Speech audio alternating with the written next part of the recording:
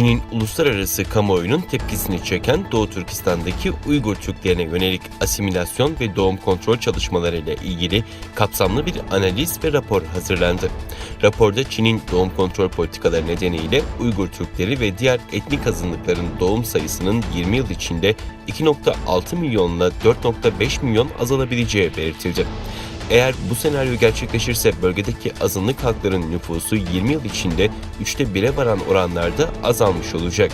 Alman araştırmacı Adrian Zenz'in yayımlanmadan önce Reuters'ta özel olarak paylaştığı rapor, Çin'in Doğu Türkistan'a yönelik doğum kontrolleri konusundaki planlarıyla ilgili Çinli akademisyenlerin ve yetkililerin yaptıkları daha önce yayımlanmamış araştırmaların bulgularını da içeriyor. Rapora göre Çin'in politikaları neticesinde Sincan'ın güneyindeki baskın Han Çinlilerin nüfusunu %8,4'ten yaklaşık %25'e çıkarabilir. Resmi veriler Doğu Türkistan'ın güneyinde Uygurların doğum oranının 2017 ila 2019'da %48,7 düştüğünü ortaya koyuyor. Zenz, Reuters'a yaptığı açıklamada bu rapor Çin hükümetinin Uygur nüfusuna yönelik uzun vadeli planlarının arkasındaki niyeti ortaya koyuyor dedi.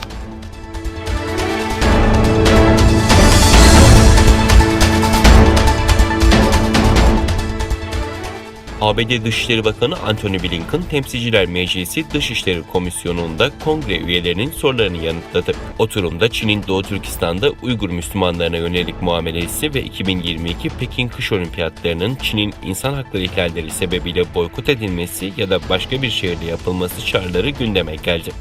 ABD Dışişleri Bakanı Blinken, ABD'nin bu konuda müttefikleri ve diğer ülkelerle ortak bir yaklaşım belirlenmesi konusunda istişarede bulunduklarını söyledi.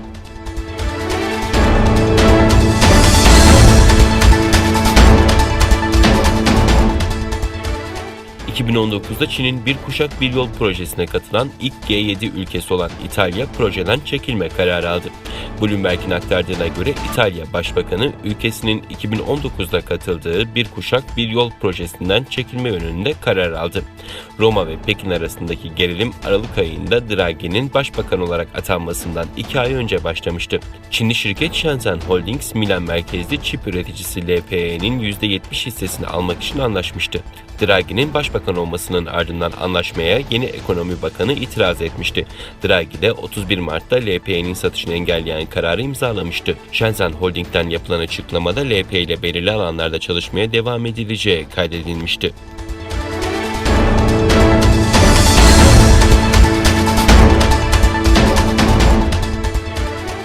Macaristan başkent Budapeşte'de binlerce kişinin katıldığı protestolar üzerine Çin'in Avrupa Birliği topraklarında kurmayı planladığı ilk üniversiteye ev sahibi olma fikrinden geri adım attı. Çin'in Macaristan'da üniversite açmasına karşı çıkan muhalifler, Başbakan Viktor Orban'ın yaklaşık 2 milyar dolarlık özel kampüs planının yüksek eğitimin kalitesini düşüreceği ve Pekin yönetimine Macaristan ve Avrupa Birliği üzerinde nüfus kazanma imkanı vereceği görüşünü dile getiriyor. Hükümetin kararına tepki gösteren Budapeşte Belediye Başkanı, kentte Çin Fudan Üniversitesi'nin yapmayı planladığı kampüs bölgesindeki bir caddeye Şehit Uygurlar Caddesi adını verme kararı almıştı. Konuyla ilgili açıklama yapan Orban'ın özel kalem müdürü, hükümet yanlısı bir haber sitesine yaptığı açıklamada proje şartları açığa çıktığında Budapeştelilerin Fudan Üniversitesi'ni isteyip istemediğine karar verecekleri bir referandumu destekleyeceklerini kaydetti.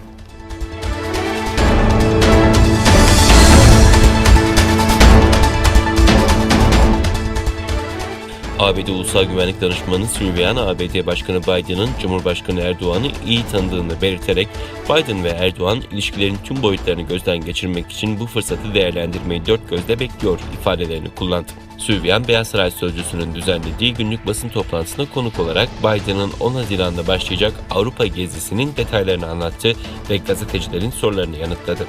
Cumhurbaşkanı Erdoğan ve Biden'ın 14 Haziran'da Brüksel'deki NATO zirvesi kapsamında yapmayı planladığı ikili görüşme konusunda değerlendirmede bulunan Sylvian, iki liderin Doğu Akdeniz, Suriye, İran, Dağlık Karabağ ve Afganistan gibi bölgesel konularda geniş ve kapsamlı bir ajandaları olacak diye konuştu.